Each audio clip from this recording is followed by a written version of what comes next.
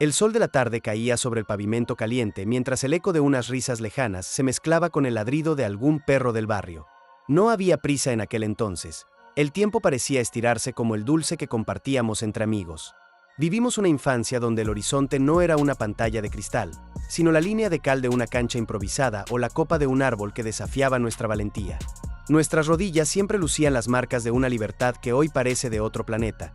Costras de tierra y sudor que eran el trofeo de tardes enteras perdidas en el laberinto de las calles polvorientas. Aquel mundo, donde las puertas de las casas permanecían abiertas como una invitación silenciosa, nos moldeó bajo el rigor de la independencia. Si quieres que los recuerdos de nuestra época no se pierdan, suscríbete. En esa atmósfera de absoluta autonomía, el día comenzaba de verdad al soltar los cuadernos. Salíamos sin rumbo fijo, sin dispositivos que nos rastrearan, confiando únicamente en nuestro instinto y en la lealtad de la pandilla. Eran horas de inventar reglas y resolver conflictos a fuerza de palabras, hasta que el aire se llenaba con ese grito materno que atravesaba varias cuadras. Ese llamado, agudo y familiar, era el único reloj que respetábamos, marcando el fin de la aventura y el regreso inevitable al refugio de nuestras salas de muebles de madera y olor a cera. La penumbra de las salas de cine era un ritual que consumía tardes enteras, un refugio donde el tiempo se detenía entre el aroma del maíz tostado y el crujir de las butacas de madera. No asistíamos a ver una sola historia, nos entregábamos a la experiencia de la función continua, donde 3 largometrajes se sucedían uno tras otro por el precio de una única entrada. Aquellas proyecciones de colores deslavados o blanco y negro granulado nos mantenían cautivos, con los ojos agotados pero el espíritu encendido, mientras el haz de luz del proyector cortaba el aire cargado de polvo. Era un ejercicio de paciencia y asombro que hoy nos parece impensable. Nos sumergíamos en relatos de vaqueros y aventuras épicas sin la interrupción de la inmediatez, aprendiendo a valorar el ritmo pausado de la narrativa. Al salir a la calle, parpadeando ante la luz del atardecer, nuestras mentes aún habitaban esos mundos lejanos. Sin embargo, el desafío mayor nos esperaba a veces al cruzar el umbral del hogar, cuando la inestabilidad eléctrica nos dejaba a oscuras sin previo aviso. La rutina no se detenía ante el apagón. Por el contrario, se transformaba en una coreografía familiar bajo el resplandor vacilante de las velas de cebo. El olor a cera derretida se convertía en el perfume del deber mientras nos inclinábamos sobre los cuadernos, esforzando la vista para terminar la tarea de aritmética.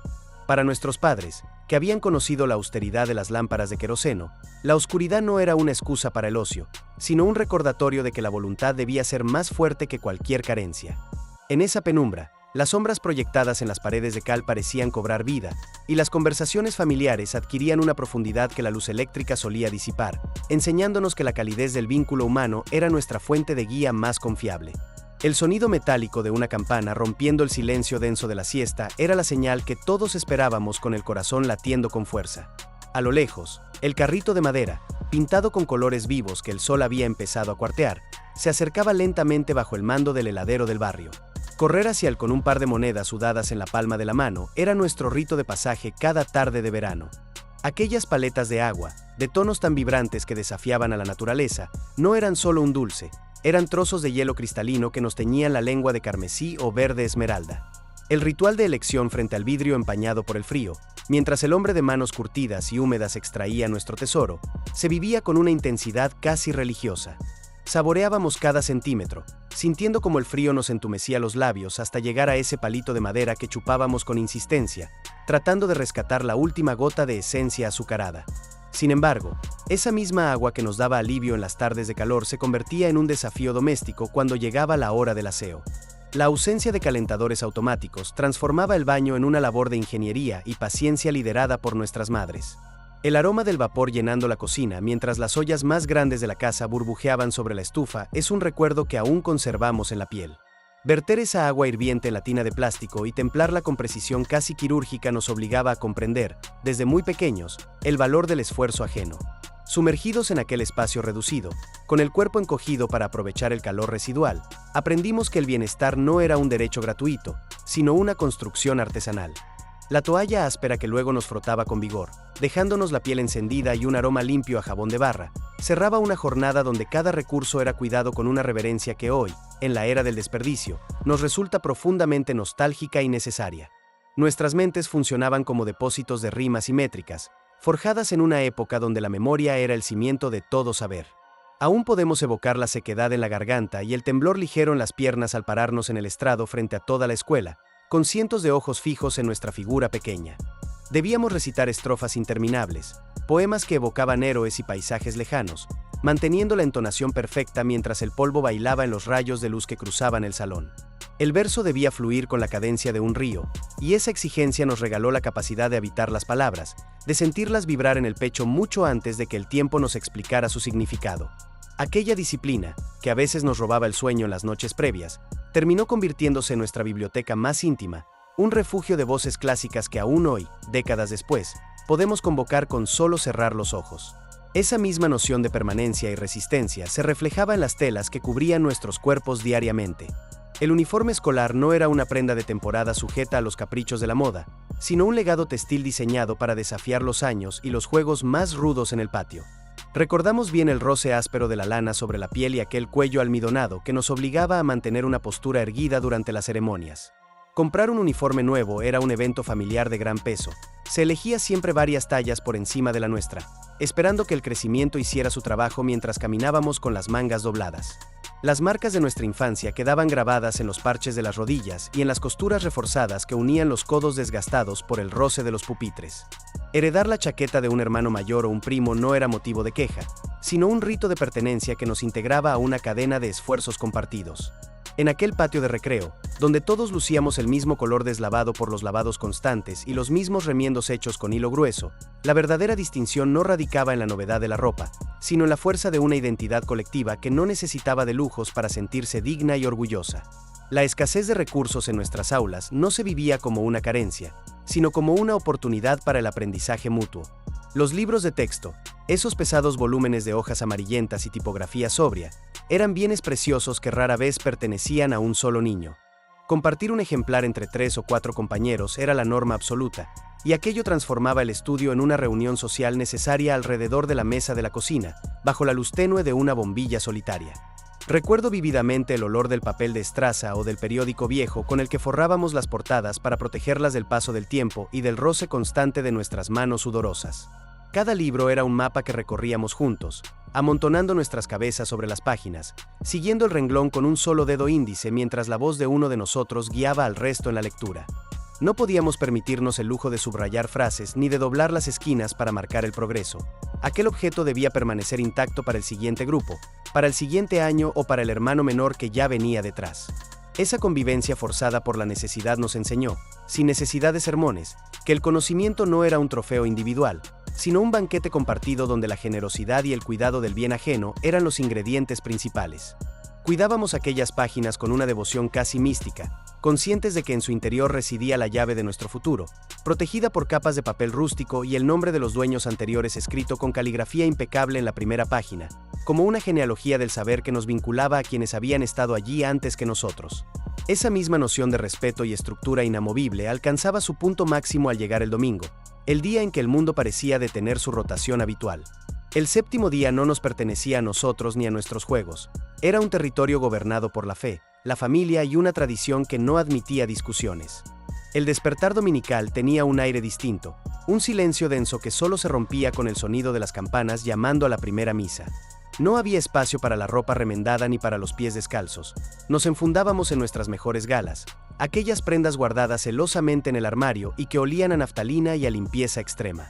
Sentíamos el rigor del almidón en los cuellos de las camisas y el apretar de los zapatos de charol o cuero duro que, aunque nos causaban rozaduras dolorosas en los talones, debíamos lucir con una dignidad impuesta. El interior del templo, con su aroma a incienso antiguo, cera de vela derretida y madera vieja, nos sumergía en un silencio sepulcral que contrastaba violentamente con el bullicio polvoriento de nuestras tardes en la calle. La misa, oficiada en un latín misterioso, solemne y lejano, nos obligaba a una inmovilidad física que era, en sí misma, una lección de disciplina interna. Aunque nuestras mentes infantiles no lograran descifrar cada palabra de la liturgia, comprendíamos perfectamente el peso del rito, la coreografía exacta de ponerse de pie, sentarse y arrodillarse al unísono, sintiéndonos parte de un solo cuerpo social que respiraba bajo las altas bóvedas de piedra. Al finalizar el oficio, el atrio de la iglesia se transformaba en el epicentro vibrante de nuestra vida comunitaria. Mientras los adultos intercambiaban noticias, chismes y promesas de visitas, nosotros recuperábamos finalmente el aire, correteando entre las columnas de la plaza con el eco de los cantos aún resonando en los oídos, sintiendo que aquel orden dominical era el ancla que mantenía a nuestra comunidad unida y firme frente a los vientos de cambio que empezaban a soplar en el horizonte. Al caer la noche, Cuando las sombras de los muebles se alargaban contra las paredes de yeso y el último rastro de luz se desvanecía en el pasillo, el hogar se transformaba en un refugio compacto donde el espacio privado era un concepto inexistente. El dormitorio, a menudo una estancia única para todos los hermanos, albergaba camas anchas y hundidas por el uso que debían sostener el peso de 2, 3 o hasta 4 cuerpos pequeños. No había límites claros, solo una masa de sábanas de algodón gastado y mantas de lana pesada que nos cubrían a todos por igual, envolviéndonos en un nido colectivo.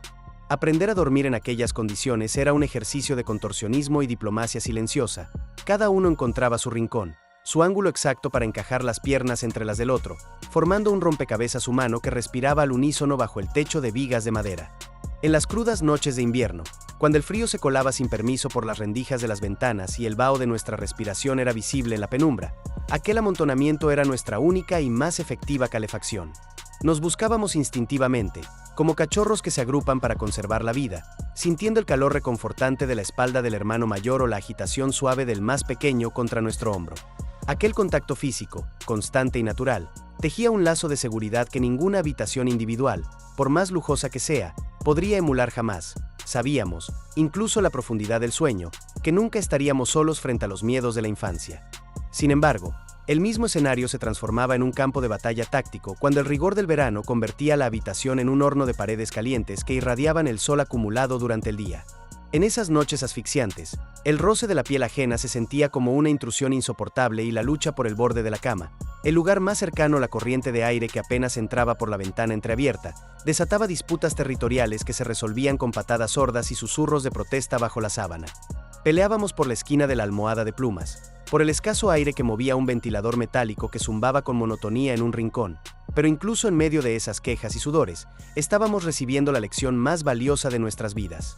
No crecimos con la idea de que el mundo debía adaptarse a nuestras necesidades individuales, ni que nuestro espacio personal era un feudo inexpugnable. Entendimos, a fuerza de compartir el mismo colchón y las mismas pesadillas, que la convivencia requiere ceder, que el bienestar del grupo es la garantía del bienestar propio. Esa falta de privacidad, que para las generaciones actuales podría parecer una carencia intolerable, fue en realidad la fragua donde se templó nuestra resiliencia y nuestra capacidad de empatía profunda. Aprendimos a descifrar los estados de ánimo de quienes amábamos simplemente por el ritmo de su respiración o por la tensión de su cuerpo a nuestro lado, desarrollando una sensibilidad hacia el prójimo que nos acompañaría por siempre. En aquel amontonamiento de hermanos, bajo el peso de cobijas heredadas y sueños que se mezclaban en el aire denso, se cimentó una lealtad inquebrantable, una cercanía que nos enseñó que la verdadera plenitud no reside en el aislamiento de las paredes propias, sino en la certeza de que nuestra historia siempre estuvo entrelazada con la de los demás. Habitar la infancia en los años 60 fue, en esencia, vivir en un mundo de texturas analógicas y tiempos pausados que la modernidad ha borrado casi por completo de nuestro mapa cotidiano. Fuimos la generación que aprendió a leer los silencios del hogar, a interpretar el cambio del clima observando el movimiento de las nubes y a encontrar la aventura más épica en el crujir de una rama seca o en el curso caprichoso de un hilo de agua tras la lluvia de la tarde. No necesitábamos la validación constante de una red digital porque nuestra realidad estaba tejida con la presencia física de nuestros pares y la mirada severa, pero profundamente protectora, de toda una comunidad que actuaba como una sola gran familia extendida. Aprendimos a ser independientes por necesidad y creativos por puro instinto, transformando una simple caja de cartón en un castillo inexpugnable o una cuerda vieja en un desafío de destreza que nos mantenía ocupados hasta que el sol se ocultaba tras los techos de teja. Esa capacidad de generar alegría genuina a partir de la nada absoluta, de valorar la permanencia de un objeto que había sido remendado con amor y de respetar con humildad los rituales que daban un orden sagrado a nuestra existencia, forjó en nosotros una resiliencia inquebrantable. Es una fuerza interna que hoy nos permite navegar las incertidumbres y tormentas del presente con una calma serena, heredada directamente de aquellos días donde la prisa era una palabra que no conocíamos. Secretos de nuestra época existe para que nuestra historia cotidiana no se olvide. Suscríbete. Entender cómo crecimos es mucho más que un ejercicio de nostalgia.